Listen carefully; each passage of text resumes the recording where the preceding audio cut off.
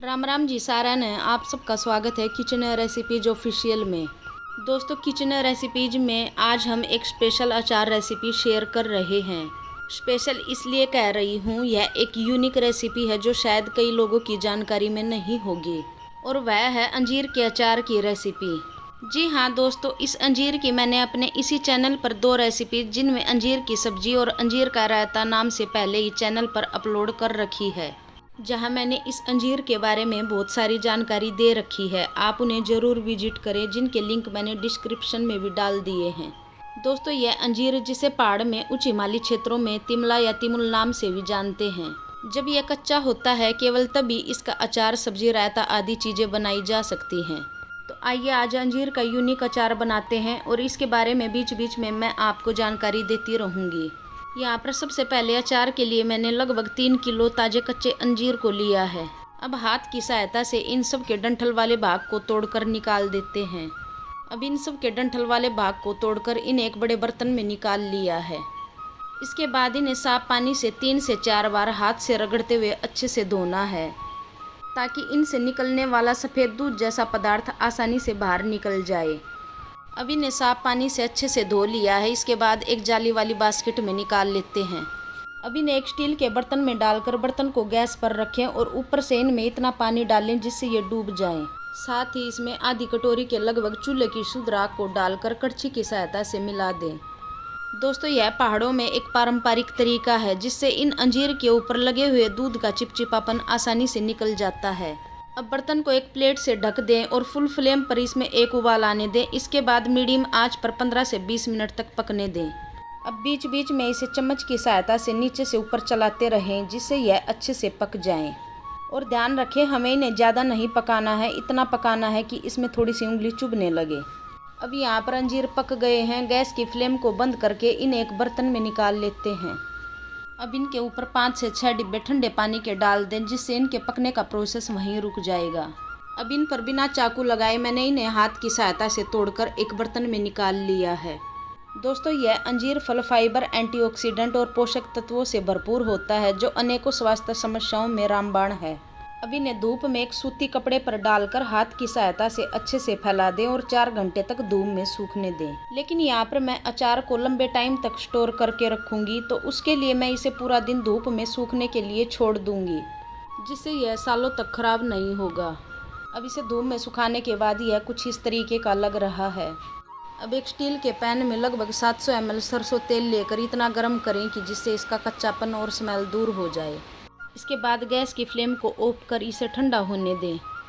अब यहाँ पर अचार में डालने के लिए मैंने कुछ मसाले लिए हैं, जैसे 50 ग्राम राई, 100 ग्राम अजवाइन, 100 ग्राम पीली सरसों, 150 ग्राम जीरा, 150 ग्राम सौंफ और 150 ग्राम मेथी दाना। अब सभी मसालों को कढ़ाई में डाल दें और धीमी आंच पर खुशबू आने तक सेक लें। दोस्तों, मसालों को हम इसलिए सेकते हैं जिससे इनके अंदर का मॉइस्चर ख़त्म हो जाता है और हमारा अचार ख़राब नहीं होता। अब मसाले सिक गए हैं। इन्हें कढ़ाई से निकालकर एक प्लेट में ठंडा होने के लिए रख दें। अब इसी गर्म कढ़ाई में 2 चम्मच कलौंजी डालकर इसे भी हल्का सा सेक लें। अब मसाले अच्छे से ठंडे हो गए हैं। इन्हें एक मिक्सी जार में डालकर दरदरा पीस लें। दोस्तों, यहाँ पर आप मसालों को सिलबट्टे पर पीसकर भी तैयार कर सकते हैं। अब यहाँ पर मैंने 3 छोटे चम्मच हल्दी पाउडर, कलर के लिए 2 छोटे चम्मच कश्मीरी लाल मिर्च पाउडर, 6 छोटे चम्मच सेंधा नमक, 3 छोटे चम्मच लाल मिर्च पाउडर को लिया है। अब मिक्सी में पिसे हुए दरदरे मसाले और कलौंजी को सूखी हुई अंजीर में डाल दें। दोस्तों, यहाँ पर ध्यान रखें, हमें कलौंजी को साबुत ही डालना है। अब साथ में इसमें हल्दी पाउडर, लाल मिर्च पाउडर, कश्मीरी लाल मिर्च पाउडर और सेंधा नमक को भी डाल दें। अब सभी मसालों को साफ और सूखी चम्मच की सहायता से अच्छी तरह मिक्स करें। दोस्तों, यहाँ पर आप अचार की सामग्री अपने हिसाब से कम या ज़्यादा रख सकते हैं। अब मसालों को अच्छे से मिक्स करने के बाद इसमें उबालकर ठंडे किए हुए सरसों तेल को डालकर इसे भी अच्छी तरह मिक्स करें। और यहाँ पर ध्यान रखें, सरसों तेल को थोड़ा सा बचा कर रखें, क्योंकि उस बचा कर रखे हुए तेल को हम अचार के ऊपर से डालेंगे। यहाँ पर हमारा अचार अच्छे से मिक्स हो गया है। अब यह ख़राब ना हो, उसके लिए मैंने आधा कटोरी सिरका लेकर इसे अचार के अंदर डाल दिया है। अब इसे एक बार फिर चम्मच की सहायता से अच्छे से मिक्स कर लिया है। अब हमारा अचार ख़राब ना हो और खाने में टेस्टी लगे, उसके लिए एक उपला लेकर इसे गैस पर पूरा जला लें। अब गैस पर जलाए हुए उपले को एक प्लेट में रखें और इसके ऊपर 2 लौंग चौथाई चम्मच हींग डाल दें। अब इसके ऊपर कांच की बर्नी को रखें, जिससे लौंग और हींग का जो धुआं उठेगा वह बर्नी के अंदर इकट्ठा हो जाएगा। यहाँ पर धीरे धीरे बर्नी में धुआं इकट्ठा हो गया है। अब इसे उठा लें और इसी जार में तैयार किए हुए अचार को डाल दें।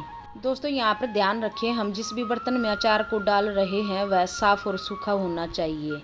अब अचार को मैंने 2 जार में डाल लिया है। इसके बाद हमने जो थोड़ा सा सरसों तेल बचाया हुआ था उसे दोनों जार में डले हुए अचार के ऊपर डाल दें।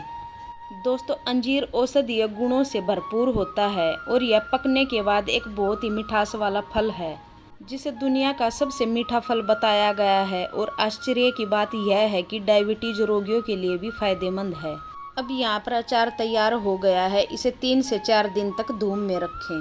दोस्तों यहाँ पर अचार खराब ना हो उसके लिए ध्यान रखें। सबसे पहले तो अचार डालते समय आपके हाथ साफ और सूखे होने चाहिए।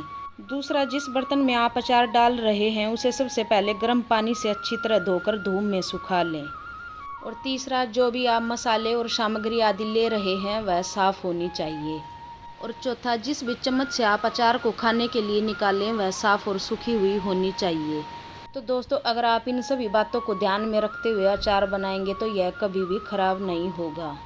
तो दोस्तों आपको ये यूनिक और अमेजिंग अचार रेसिपी कैसी लगी मुझे कमेंट करके ज़रूर बताएं। और साथ ही प्लीज़ मेरे चैनल को सब्सक्राइब, लाइक, कमेंट और शेयर करना ना भूलें। धन्यवाद।